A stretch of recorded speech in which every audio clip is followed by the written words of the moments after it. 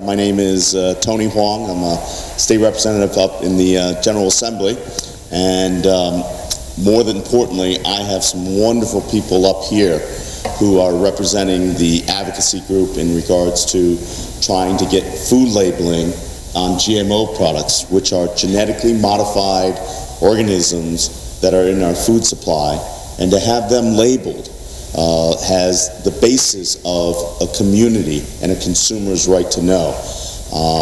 I have learned so much from all these experts, and one of the reasons for having this forum is for us to be able to share what we have learned with the general community so that they can have a better awareness, and more than anything else, have the opportunity to ask the questions that they deserve to know. I have, as part of our panel, Mr. Glenn Coelho, who is the owner of Catch a Healthy Habit, a raw food store that has treated me to some very interesting and healthy food that I would have normally never been able to have.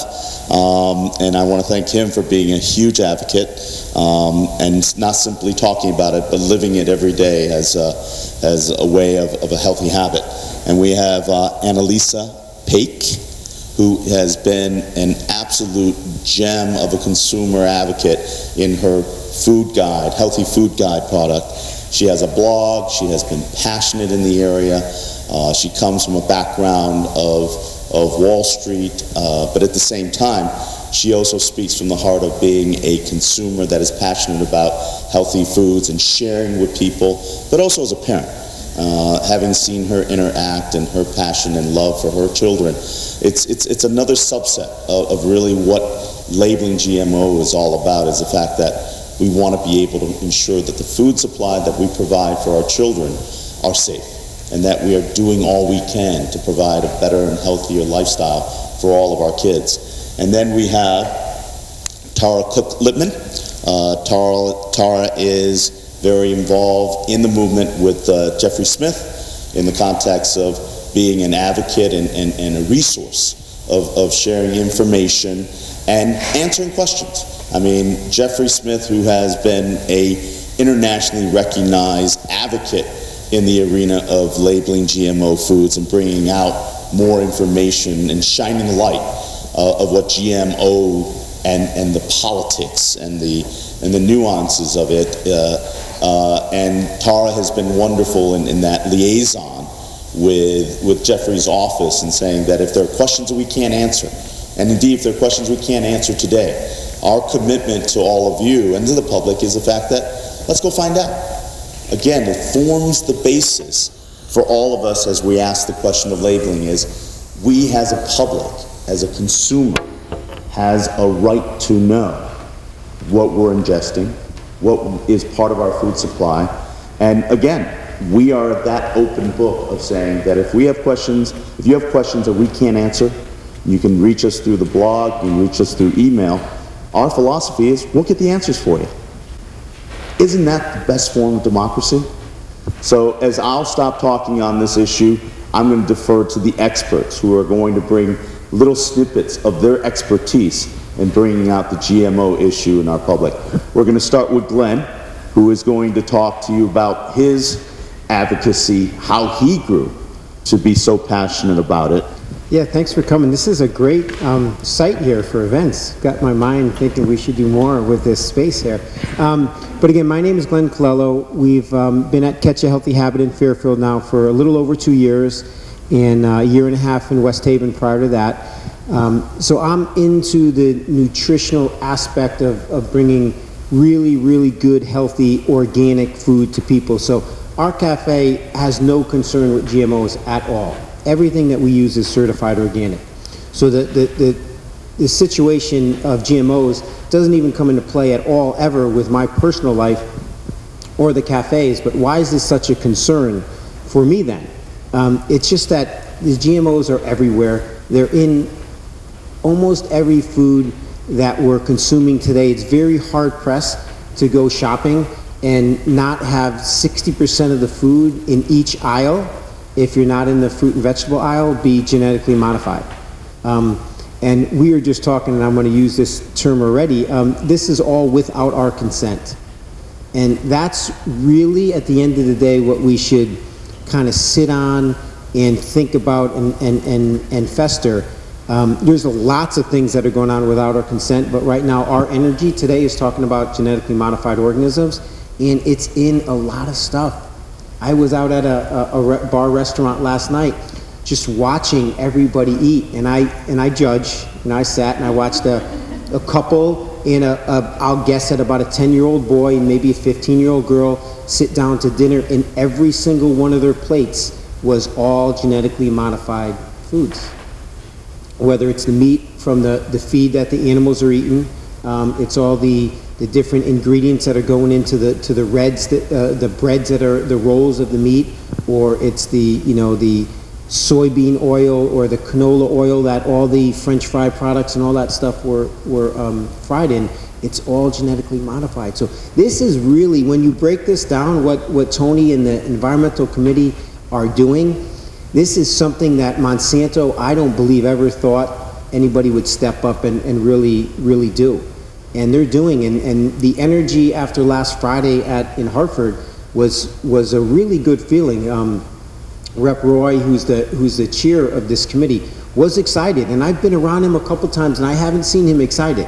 He was a bit excited after Jeffrey Smith had spoke, answered questions, and basically had all those answers, and didn't just stand up here like a scientist and give answers. He said them all with passion, and that makes a big difference. And Senator McKinney seems to be very understanding that this is something that needs to be done, and the energy is picking up.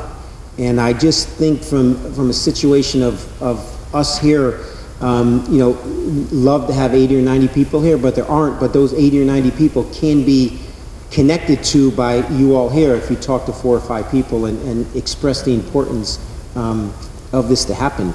And it'll snowball. All these, I believe, this is my opinion, but I believe these states and these little environmental committees in Vermont and Hawaii and Minnesota and all these places are kind of now sitting back to see what Connecticut's going to do, because I believe right now, California a little bit, but you expect that out of California. But once a little peon state like Connecticut gets this done, things are going to snowball.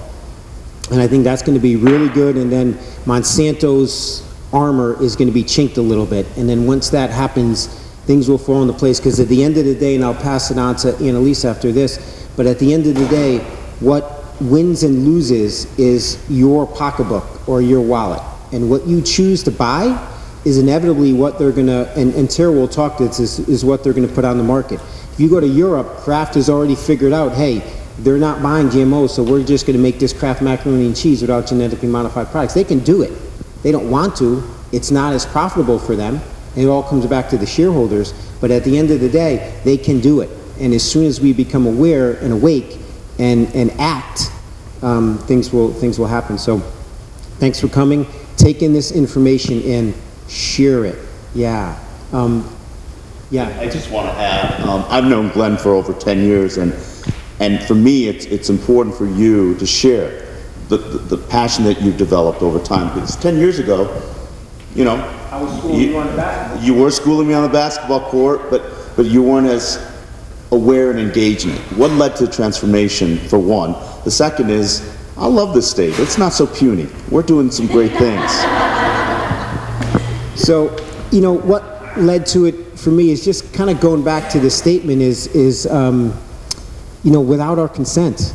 I mean, there's a lot of things that are happening without our consent that I will, when the dust settles on this and this bill gets passed, we'll move on to some other things, and we'll be right back here talking about other things without our consent. But for me, it's not right. It's really wrong to have these things in the food supply when food should be medicine. I mean, Hippocrates said it, and that's the way it was for a long time. Food should be medicine, and this is the 360 degrees of that. This is not, food is not medicine any longer. Food is actually harming us and creating the need for more medication, which, in most cases isn't inevitably helping us. So in all, I just see this as wrong. And I love to be politically correct and be nice, and I'm being nice here, but this is just wrong in every way, shape imaginable.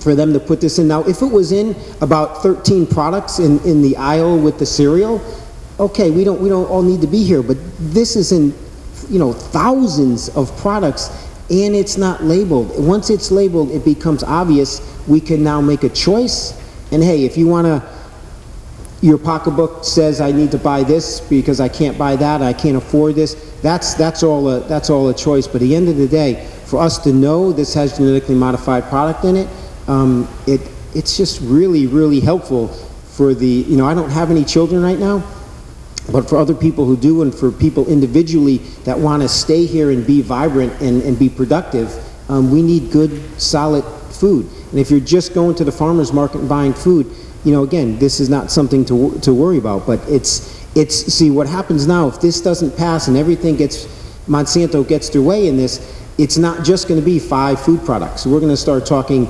another 70 vegetables that are waiting to be genetically modified, and then you know, they won't even be able to pass a bill like this because it'll include everything except for the little farm in Easton who grows food in the backyard, and then, you know, there'll be a line out the door for them, and they won't be able to service us all. Your hand went up. Glenn, let me first stipulate that I'm not a representative of a chemical company. This isn't a trick question, but I'm interested in knowing your experience as a businessman. What is the premium that we're paying for certified organic? Okay, so the question is about the premium we're paying for certified organic. I don't know that I can put exact numbers on that, and I think everything is a little bit different when you're talking about certified organic avocados to conventional avocados, and then certified organic greens, and the different times of the season will vary as far as price goes. But I'll take a line from David Wolf, a raw food advocate. When this question was presented to him, he basically said you got a choice. You can pay now or you can pay later. And by paying a bit of a, you know, avocados the other day were, I think, $2.15 the organic, and then the conventional was $1.50. So there's a little bit of a price change there. But when you think about a hospital visit for something that over time, whether it's genetically modified foods or pesticides or herbicides that just break down internally and your immune system, and then you have to go and deal with this, and you're on this medication, and all these things kind of add up, that cost is going to be a lot more over time than a few pennies or a few dollars here, you know, buying certified organic. And it's not only some of the conventional stuff. The produce doesn't necessarily have genetically modified organisms in it. It may have pesticides and herbicides and some of these things you can wash once you get to know your fruits and vegetables and what you can wash and what you can't wash. So that'll cut in and help the pocketbook out a lot. But we're talking about genetically modified foods, not so much the certified organic premium. And we're going to get to these ladies, and they have great information, but you bring up a very good point. And it steers back to my focus and priority in this. It is ultimately the freedom of choice. You can choose to go in and buy organic of avocados or not. You know. That is what this bill is all about. Nothing more, nothing less. Don't allow it to be steered any other way. But the bottom line, you bring up a very valid point. It is a consumer's choice. And what I believe they're afraid is the fact that the consumer could create a tipping point to alter the marketplace. And for me, isn't that a wonderful, wonderful choice? A wonderful process to allow a consumer to decide. And that's all this bill is all about. This movement to label is simply to allow the people to know and make an informed decision. It is not to take any food out of the food product supply. It is not to punish anybody, but you know what? Let me know. And as Glenn talked about the food that he was eating, he was probably talking about my dinner. And I've shared with the crowd earlier, and I've shared over and over again, at the end of the day, I'm that consumer. I am a consumer that eats the burgers and the wings and the processed food, and I'll drive into McDonald's. But for me, why do I care about GMOs? The bottom line is, I want to know. I want to know that if I should decide not to eat it, that it is an option and information available to me. That if I decide that I don't want our children to consume GMO products, that I have a choice to know. I kind of lost sight of food irradiation. How does this work? Are they irradiating food now currently and not telling us? I will share with you. If I don't know the answer, I'm going to defer to the experts. And that's a perfect segue to our healthy food guide advocate, Annalise Pock. Thank you. There are rules, very strict rules in place for certified organic food, and there's no room for radiated food in certified organic. What's going on in the rest of the foods out there, I couldn't tell you. I don't follow that very closely. What I focus on in the Fairfield Green Food Guide is showing people where the good food is, pointing out all the hidden gems that we have here in Connecticut, for example. The cafes, the restaurants, the farms, CSAs, which is community-supported agriculture. Peter, to your point of price, the premium that you pay is at retail. We have the option of going directly to our farmers and not paying that retail markup. So anybody who wants to buy wholesale or directly from the farmer can do that in a CSA and skip the markup in the grocery store. And you'll be eating local in season, and you'll be supporting our local farmers, and you'll be investing in farmland preservation. And if you buy organic, you're investing in non-GMO. And guess what? The dollars that you spend on your food are getting plowed back into Connecticut. That's where that money goes. The money. The question I had was more government influence and control, which is what we're talking about now. If they are irradiating our food now, Right. it will be very easy for them to go ahead and... Right. Well, you know what? I think what you've brought up is a topic that's important for everyone to understand, is that there are so many issues out there, as Glenn mentioned. When we get done with GMOs, we will jump on the next one. And maybe it will be irradiated food, but today we're going to focus on GMOs and not pink slime, which has been in the news, and not irradiated food. I was just wondering if they're currently doing it. Right. They may very well be, and Glenn or Tara. Right. I just. Give me your name. I'll try to find out, as I prefaced earlier, and we'll try to get you. Yeah. I just. Yeah. Right. I just want to stay on topic with the GMOs because this is an enormous, enormous issue. As Glenn mentioned, this is in 80% of the processed foods that you buy. Anything with corn, soy, canola, cottonseed oil, it's probably genetically modified because the bulk of those crops are genetically modified, and you can't always look at the label and recognize, and Tara's going to talk about that. We have to learn how to decode the labels because soy lecithin is probably genetically modified soy, and corn syrup is probably genetically modified corn. So it's not obvious. That's why we want the labeling. This is too much work. Why do we need to do all this work to figure out what's in our food? Why do we need to stand there and read a label and bring our iPad or our iPhone with us and look up online and try to figure out what's in there? That's just nuts, isn't it? So we think that the onus, the burden, should be on the food manufacturer to tell us what's in our food instead of us having to do all the work. That's just not right. That's just not fair. So we really feel that's important. So we got involved in this issue because we know about it, and we feel that if you know, you have the right, you have the obligation to do something. So when I found out that there was action up in Hartford on this front, I was invited up. I got involved. It was absolutely wonderful. The bill was introduced. Tony called me and said, guess what, I know it's vacation week, but testimony is Wednesday. And so we all scurried to prepare our testimony and brought our kids up. And I have to say, I'm a completely jaded New Yorker. I have been disengaged from the political process every which way until Sunday. Did I ever think that I would be going to Hartford to testify and that anybody would listen to what I had to say, or that it mattered? No. If you had asked me this 2 months ago, I would have said, waste of time. You know what? It's not. And that's a message I want to send to everybody here today is You can go home and you can impact 10, 15, 20, 100, 150 people that are in your circle. And I beg you to do that because we are the difference. The politicians are hearing from the lobby, and they're in Hartford working on them, and we have to counteract that. We have to come to them as the consumers, as their constituents, and say, we know what's going on. It's not acceptable to us. We want you to support the bill. We want to know what's in our food.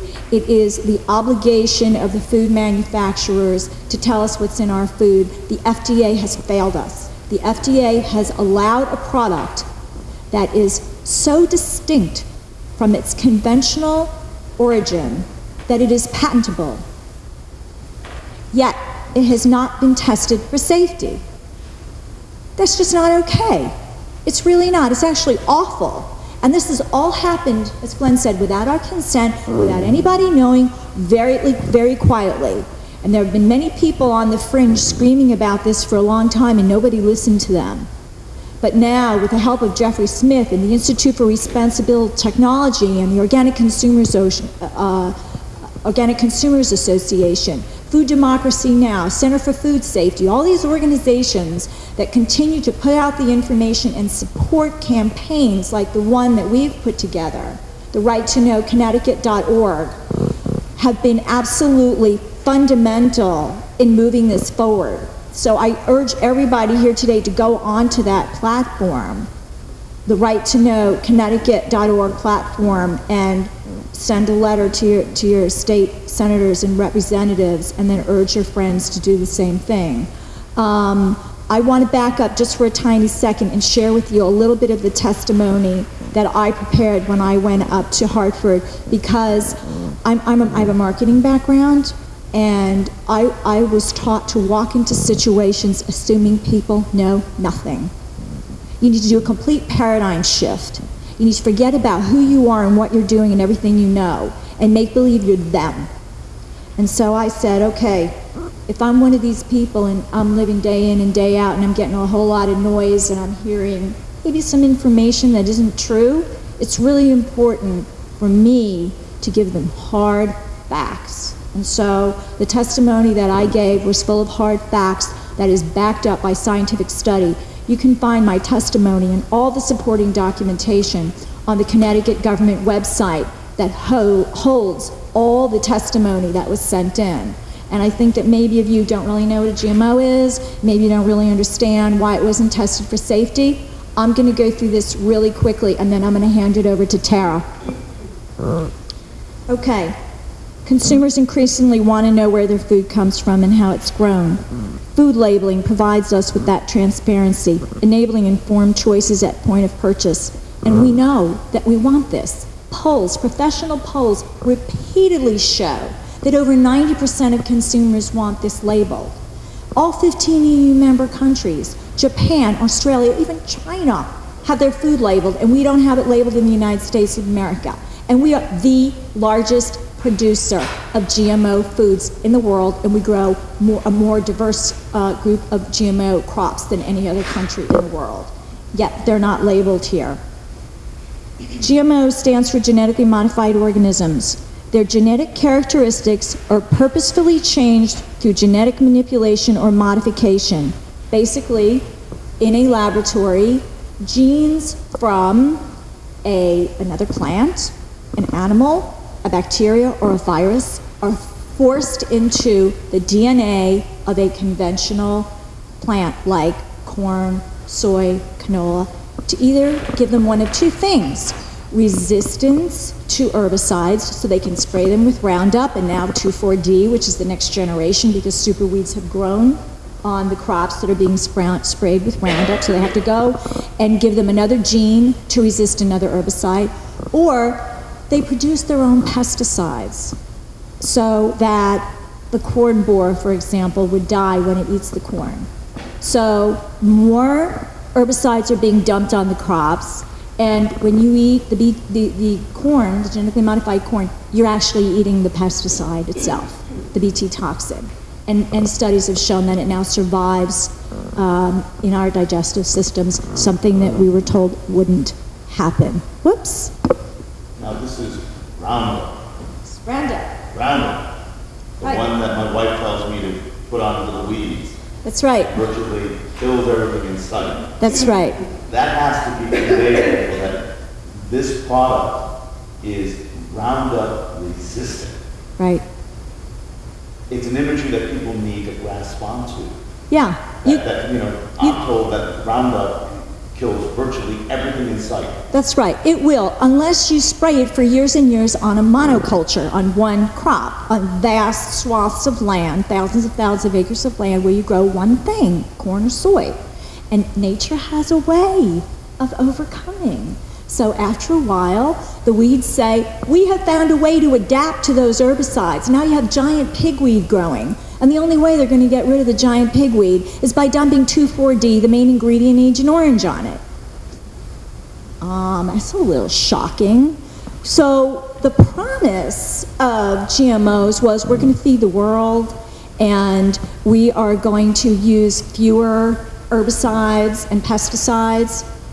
No, not in the herbicide category. That is absolutely not true. There are more and more, and now they're bigger and badder because of the super weeds and what happens when they grow resistant to 2,4-D. Okay, so we are deeply, deeply concerned about that. Now, why aren't the GMOs labeled? Well, the FDA determined 20 years ago that genetically modified foods didn't have to be labeled because they were not materially different from their conventional counterparts. The seeds from which these foods grow, however, are unique enough to be patentable. Any reasonable human being would see that that is contradictory. Yet that's the leg they stand on when they tell us why those foods don't need to be labeled. So no scientific testing had to be conducted to show they were safe for animals, humans, or the environment because they weren't materially different. We believe that GMO labeling will help consumers make informed choices about the foods they eat, and it's also going to help our farmers growing conventional crops. You don't always have to buy organic to avoid GMO. There are many products out there that are made without genetically modified ingredients, and actually one of the fastest growing food categories is non-GMO. People are either labeling the product non-GMO or they're participating in the non-GMO project where they get an actual verification seal that says it's non-GMO. And so those products do not have to be organic at all, and there's not necessarily a premium associated with those. We're just segregating product. So I talked about, unfortunately, the increased use of herbicide, and I have the report if anybody wants that. That report is also available on the government website where all the testimony is posted. And at the end of the day, whether anyone believes that we really are spraying more herbicides, that these are safe or unsafe, it really doesn't matter. All we're saying is we have the right to know and we have the right to choose. Thanks.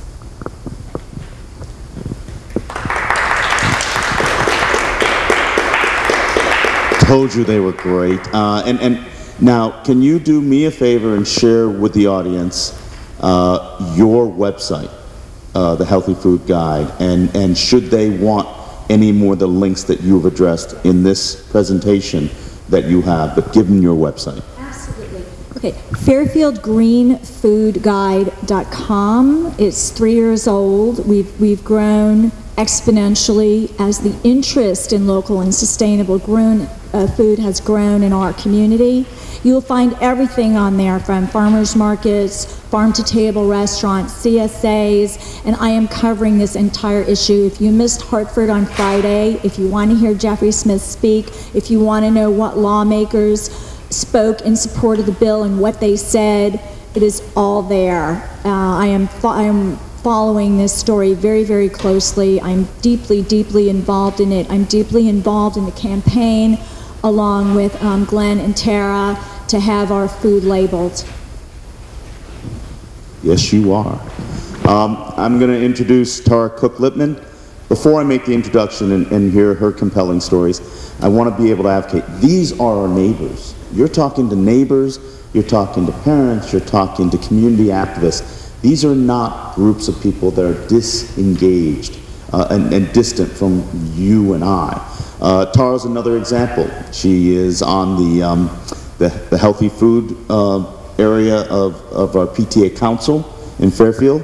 She serves as a board member at Operation Hope, our homeless shelter in the community.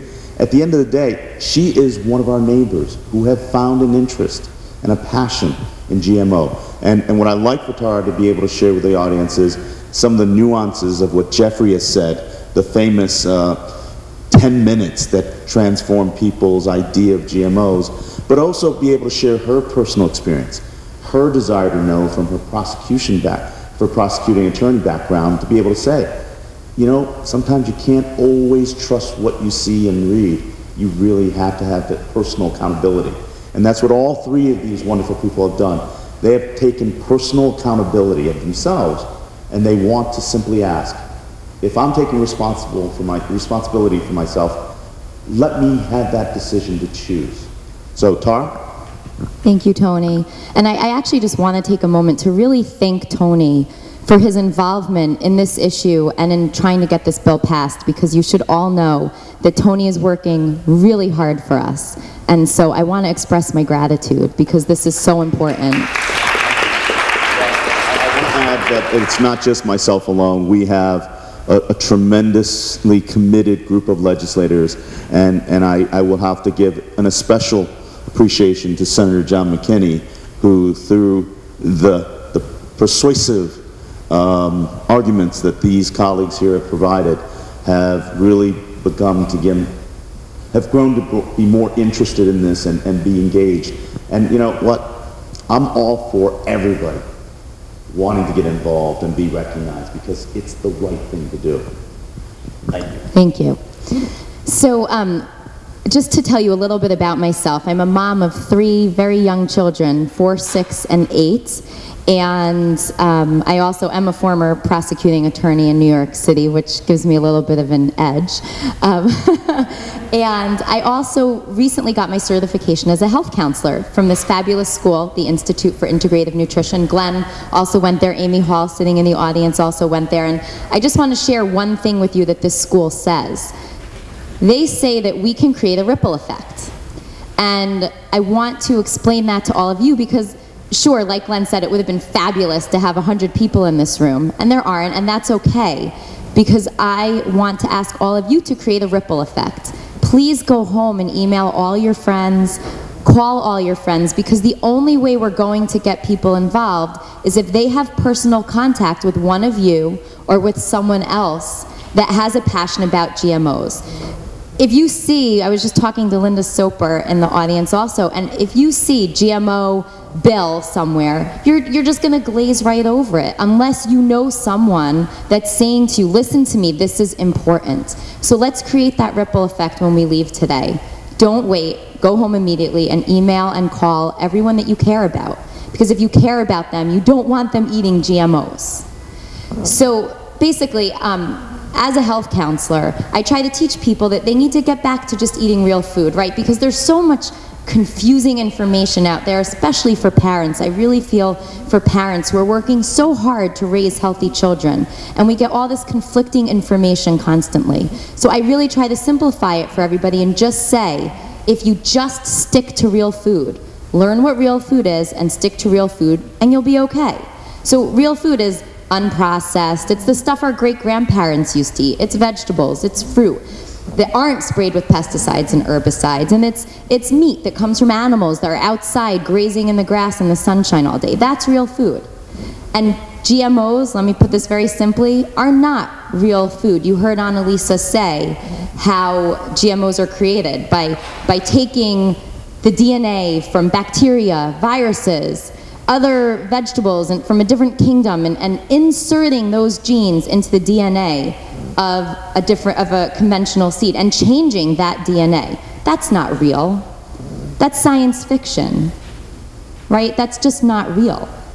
So Jeffrey Smith uses a slogan, eating healthy starts with no GMOs. And I really believe that. And so right now, for me as a health counselor, the most important information that I want to get out there for people is that GMOs are not real. We shouldn't be eating it. But here's my problem. When I try to educate people on how to avoid GMOs, it is so complicated. And that is why this bill is so important, If I could just say to my clients and the audience that comes to my talks, avoid GMOs, end of story, let's move on, because there would be labels in the store and they would know how to avoid GMOs, that would be fantastic, and that's all we're asking for. But instead, I have to spend sessions alone with clients explaining to them how to avoid GMOs. The question and answer periods at my talks can easily be taken over by questions about GMOs. And this is why. Annalisa said what the main GMOs are. It's corn, soy, sugar, canola, and cotton, right? Those are the 5 main ones. So I challenge everyone to go to the supermarket and try to find a food that's been processed at all. And I'm not just talking about packaged food. I'm talking about the chicken salad that you go and buy from the already made, that's been made with mayonnaise from canola oil that's not organic. That's still GMO. Everything, over 80% of our processed food in the supermarkets has GMOs in it, and it's not labeled. Alfalfa, this is a new one. This is a new one. So it's really crazy how pervasive GMOs are. And then it becomes even more complicated. So first I tell everyone I'm speaking to, first buy organic if you can, because there is a law that says organic food cannot contain, I think, what is it, more than 1% GMO product. So the problem also is, though, cross-contamination. When canola is growing on one field next to the organic canola, those seeds are blowing. And there's nothing preventing those GMO canola seeds from crossing into the organic canola field. So even if you're buying organic, you're not fully protected. So then I tell people, well, look for the non-GMO Project Verified label, but while that's growing, it's still quite limited. So here's where it becomes even more complicated, and I want to pull out Jeffrey Smith's non-GMO shopping guide, which you can access online, and we have a handout with all of those websites. GMOs hide in over 100 aliases. So you're not just looking at your labels for corn, soy, sugar, canola, cottonseed oil. You have to know, what are they hiding in? And the list is really long. So I'm just going to read a few, and then I'm going to ask that you please go online and look for the rest. But baking soda, caramel color, cellulose, citric acid, condensed milk, corn flour, gluten, corn sugar, dextin, dextrose, food starch, equal, gluten, again, glycerides, glycine, high fructose corn syrup, of course, protein. Literally, the word protein may be genetically modified ingredients. Milk powder, modified starch, oleic acid, phytic acid, protein isolate, shoyu, soy flour, soy oil, soy sauce, tofu, vegetable oil, vitamin E. Who would ever think that vitamin E could be made of genetically modified ingredients? So I think you're getting the picture why this is so confusing, and I am vigilant about not wanting to feed my family GMOs, and yet I still guarantee I am making mistakes because our food isn't labeled, and therefore I cannot make a fully educated decision. So all I'm asking for is put the label on, because otherwise it's virtually impossible to avoid GMOs right now. And Glenn is right. Once one state has a labeling law, other states are going to follow, and I do believe that Connecticut can be the trailblazer that starts a revolution here, and how exciting is that? I'm proud of our state. I'm from Connecticut. I grew up in Connecticut. I spent 10 years in New York, but my roots are really Connecticut, and I am proud of our state, and I would be so proud if we could be the first state to have a labeling law. But we are going to need all your help. So, yes. What legislators oppose this bill, and how is this not a no-brainer? Right. It does seem like a no-brainer, and I think that's a great question for Tony. And then I do just want to talk a little bit more about the legalities surrounding GMOs. Well, that's far more important. You know, I think when we talk about GMOs, it's going to become part of the vocabulary, vernacular, and debate. But, you know, I think the most powerful thing is for everyone to be better informed. And I think Annalisa's website, which will have links and allow you, every single one of you, and the people out in the audience and the TV, is to find out for yourself, you know? Make that decision for yourself about GMOs. Maybe you're okay with it, and that's okay by me. But allow yourself to be better informed. But you can cite the dangers in your perspective on GMOs. That's one more point. Yeah. I want to actually answer your question, because I just think there is an answer for that question. And what that really is profits. It comes down to profits of a CEO making a decision that non-labeling would be more beneficial to the bottom line. And so why isn't it a no-brainer, and who in their right mind would vote against a bill like this? It makes all the sense in the world, and that's been through my mind too. But inevitably, there's a word that was used here before, and it's lobbyist. So the lobbyists have one job, is to convince X, Y, and Z on the environmental panel or the senators that, you know, we should stay status quo and we should do what we're doing. And those lobbyists have a lot of pull and a lot of power.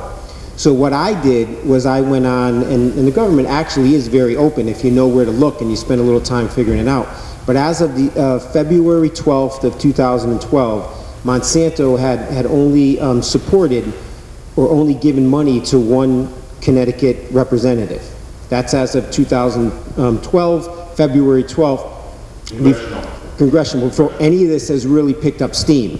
So I'm going to really keep an eye on that, and when this kind of gets going, and hopefully, and Tony will talk a little bit about this, and this may all happen within the next couple months, but we'll see if there's more than one when it comes time for the vote, and see why this no-brainer bill doesn't take effect. And there's more fine print to that, and labeling, and the price behind that and whatnot, but it does seem to be like a no-brainer, but unfortunately it's obviously not a no-brainer, or it would have already been through committee and possibly already passed. Jeff? Glenn, I'm glad you looked that up. Who is the one? Well, it's interesting, the one name, and Jeffrey's from the Greenwich Audubon Society, does some really amazing awareness events as well. But who was the one? I went to the environmental committee and I looked and I did a little research. It didn't seem like anybody was involved in this bill in any way, shape, or form. So I kind of let it go. And it wasn't somebody I looked up when I was in Hartford to talk to. And I don't know the reasoning behind it. But I don't know that one can defeat this bill. So it's not alarming to me as of yet. But if 2013 in February there's 37. Then we've got an issue to say that, you know, they won via their donations and not the no-brainer choice that is available. So that's my political 2 cents. So I'm going to pass it on to Tara, because she's got some great stuff, and Annalise may create some more questions. Yeah, I think the topic of what the opposition is going to argue is something important, and we do plan to cover that today. So when Tara's done, we can go back to that. Did you have a question? Yeah, that question, why are GMOs bad? Oh, yes, sure. The question was, why are GMOs bad? So I'm going to give a little bit of background before we go there. When I went to Hartford to testify, Tony asked me, how has your legal background influenced your outlook on GMOs? And I very much appreciated that question, because as a mom, it's nice to be able to use my legal brain. And I said that to the committee. Here's the thing. We all think that the FDA is looking out for us and protecting us. I thought that, because as a lawyer, I worked for the government. I was a prosecutor. I wasn't working at some big fancy law firm. And I took my role in the government seriously. So I assumed that all other government workers took their role seriously in protecting the American public. Well, I've learned that's not true. And the FDA, when back in '96, when GMOs were deregulated and pushed into consumers' food, and that's when it happened in '96. We've been consuming GMOs since 1996. It was done without any testing. And people constantly ask, well, how is that possible? How has there been no FDA testing? That's their job, to test things and make sure we're safe. So GMOs were granted this status called GRAS, generally recognized as safe. When there is something that is designated as GRAS, there needs to be no testing. the company that wants to put that item on the market simply has to say to the FDA, we think it's safe. We've tested it enough and we think it's safe. They don't even have to show what tests they've done. They literally just have to say, we believe it's safe. Now, there are regulations in the FDA that say what you need to meet to be granted GRAS status, but GMOs met neither of these requirements, and the requirements were that, one, the product has been on the market for a very long time with no effect on human beings. Well, we definitely didn't have that with GMOs. They were first introduced in '96. And the second is that there is wide recognition among scientists that this item is safe.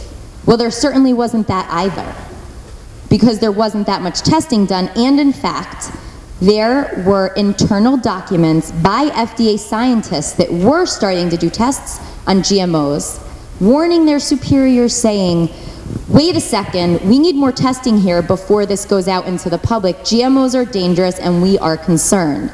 Well, these documents were buried. They were buried in the FDA and only released recently thanks to a fabulous attorney named Stephen Drucker, who I actually had the privilege of speaking with on the phone this past week. Mr. Drucker actually sued the FDA to get these internal documents released. And now we have proof that there were FDA scientists begging and pleading for more testing before GMOs went on the market. So this is why GMOs are so prevalent and why there's no testing, because the FDA granted them GRAS status. And I'm going to just mention a name and tell you very quickly. There's an individual by the name of Michael Taylor. Now, Michael Taylor was Monsanto's attorney back in the 80s and early 90s, and he was drafting the paperwork for Monsanto to present to the FDA to get GMOs through. Right before Monsanto submitted this paperwork, the FDA created a position for Michael Taylor. It was something like head of policy, head of food policy. Michael Taylor went to work for the FDA, pushed Monsanto's paperwork through, got GMOs out into the public, and then left the FDA and went to work for Monsanto. Again. Well, he was working for a law firm that was representing Monsanto, but then he actually was in Monsanto. And now, where do you think Michael Taylor is? He is currently working for the Obama administration as the food safety czar in this country. Yeah. So it's, well, I think he's just literally in Obama's administration. It's appointed. Yeah, it's an appointed position. So it's really important to understand this, because it always comes up, well, what's wrong with GMOs? So I can tell you a little bit about tests that have been done, but there are no studies by the FDA that I can point to. So I'm going to just share with you a few things about GMOs that, you know, Jeffrey Smith shares, and he has a fabulous book called Genetic Roulette. Do you have any copies of Genetic Roulette with you? No. It actually lays out page by page by page, over and over and over again, all the scientific evidence that is building up against GMOs. So a few of the things that we're really concerned it's causing are severe immunological reactions. This is something that I hold near and dear to my heart, because my son, at the age of 6, developed a nut allergy, peanut and sesame seeds, out of nowhere.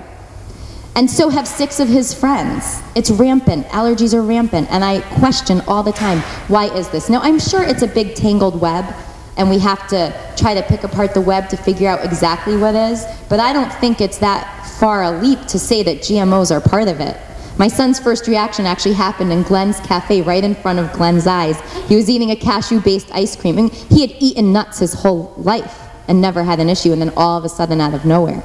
And this was before I really fully knew about GMOs. So unfortunately, my family had been eating GMOs. I didn't know that GMOs existed. And Glenn saw what happened. 911, ambulance, the whole thing. So, immunological reactions.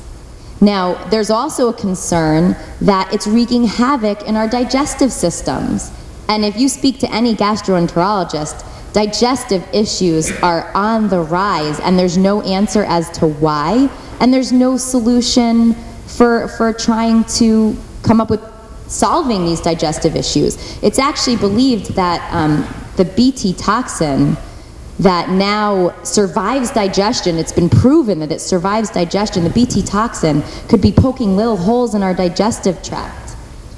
BT is Roundup. No, Bt is not Roundup. So Roundup is actually an herbicide. Bt is actually a pesticide, so that we understand the difference. The Roundup Ready soybeans can resist Roundup being sprayed all over. The Bt toxin, this happens a lot with corn and also cotton, they can actually produce their own poison. They are producing their own Bt toxin, which is a pesticide.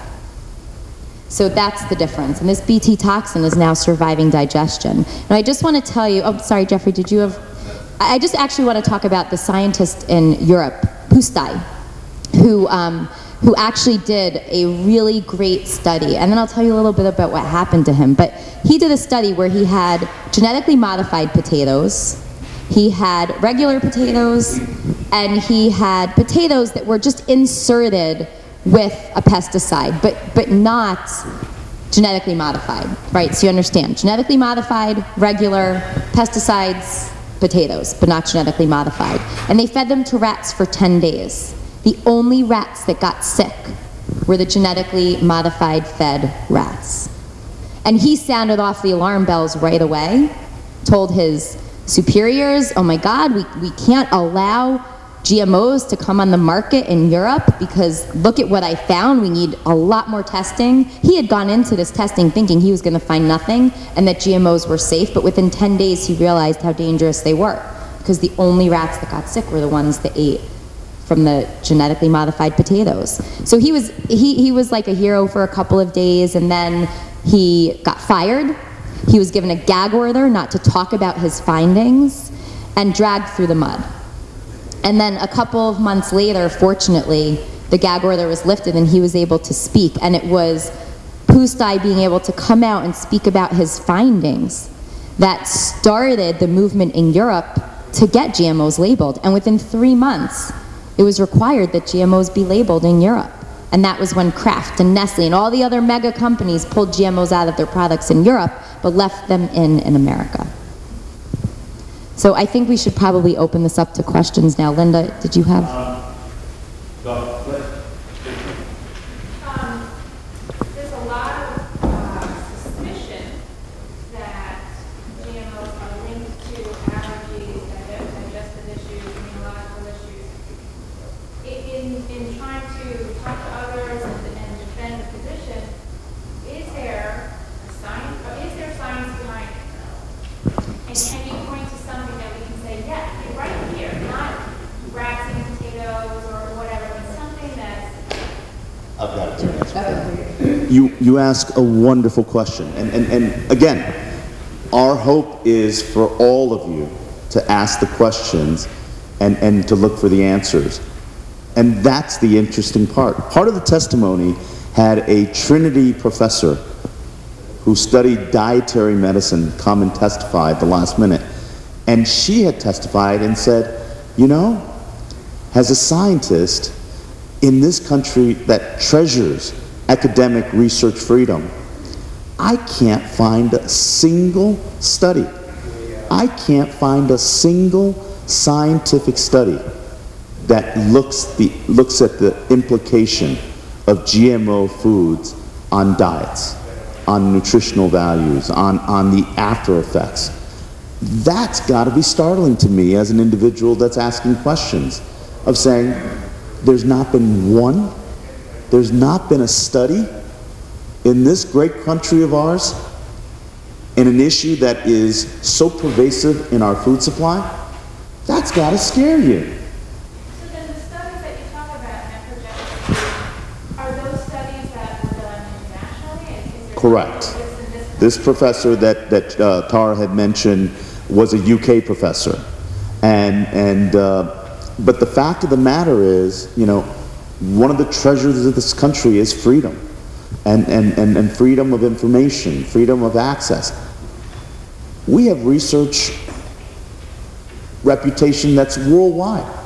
How come it hasn't happened here? You've got to ask that question. The same person would ask, why? As a legislator, I have a responsibility to represent all the people in the community. And I think one of the things that would help me, that I strive to be effective, is I always want to learn and have answers so that all the sides, even though they may not be happy with the answer, it at least shows that we're listening to them. And one of the points that's been raised is the fact that how is this going to have an economic impact on a state, on a country that may be going through some incredibly economic times? And I will tell you, there are people that's very real. And I think we as an advocacy organization need to be sensitive that it's a lifestyle change, it's a consumer choice decision, but we have to respect the other people who may not go along with it. But my offer in answering that question to them is the fact, plain and simple. It is ultimately for your better health, but also the fact is, and I think Jeffrey brought up a very good and interesting point, on a consumer trend basis, if the population transitions where there's a tipping point, what is the percentage to a tipping point? A 5% tipping point that is a massive momentum. As Tara mentioned, after that study in England, within 3 months, all the manufacturers, all the countries that decided to label GMO, the Kraft and the Nestle's, wait a second, are they still in business? Yes, they are. I think we need to be proactive and share these kind of stories with your neighbors, with the people. One of the biggest issues that we need to be sensitive in advocating this issue is to share with people who don't challenge you. Those people who walk away and say, this isn't about me. It really is.